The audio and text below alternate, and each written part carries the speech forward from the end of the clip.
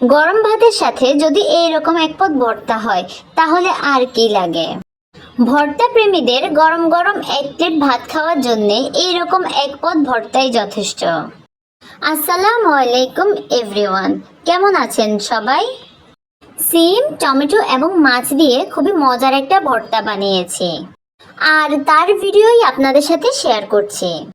যদি ভিডিওটি ভালো লাগে তাহলে অবশ্যই পাশে থাকবেন।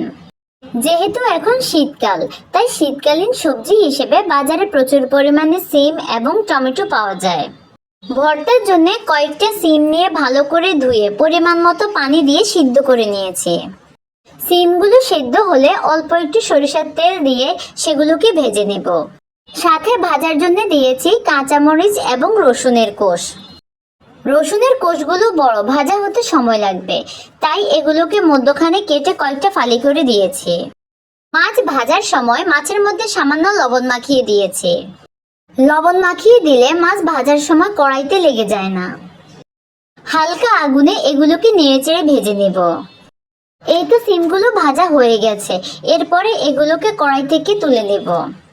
সিদ্ধ করা সিমকে হালকা তেলে ভেজে সেই সিম দিয়ে ভর্তা বানালে খেতে বেশি ভালো লাগে। ভর্তা থেকে খুবই সুন্দর একটা স্মেল আসে। এরপরে টমেটোকে কয়েক টুকরো করে কেটে দিয়েছি ভাজার জন্যে। রসুনগুলো ভাজা হয়ে গেলে এগুলো তুলে নেব। কিছু পেঁয়াজ কুচি ভেজে নেব।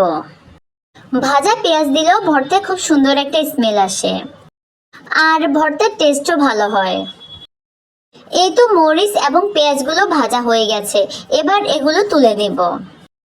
এরপরে টমেটোগুলো ভাজা হয়ে গেলে সেগুলোকেও তুলে নেব। এই তো একে একে সবকিছু ভাজা হয়ে গেছে, এবার এগুলো বেটে নেওয়ার পালা। বাটনায় প্রথমে ভাজা পেঁয়াজ, মরিচ এবং রসুনের কোয়াগুলো দিয়ে স্বাদ মতো লবণ দিয়ে ভালো করে বেটে নিয়েছি। এরপরে দিয়ে দিয়েছি ভাজা সিম। ভাজা সিমগুলো দিয়েও ভালো করে বেটে নেব। আসলে ভর্তা বাটার সময় সুবিধা অনুযায়ী যখন যেটা দিয়ে বাটতে সুবিধা হয় সেটাই আগে বেটে নেব। ধনেপাতাগুলোকেও ভালোভাবে বেটে নিয়েছি। ভর্তা পছন্দ করে না এমন মানুষ কিন্তু খুব কমই আছে। আমার ভর্তা ভীষণ পছন্দের, আর তাই আমি প্রায়ই ভর্তা বানাই। যদি বলা হয় প্রতিদিনই আমাকে ভর্তা দিয়ে ভাত খেতে, আমার কাছে তো মনে হয় আমি তাই পারবো। আপনারা কে কে আছেন এরকম ভর্তা পাগল, কমেন্টে অবশ্যই জানাবেন।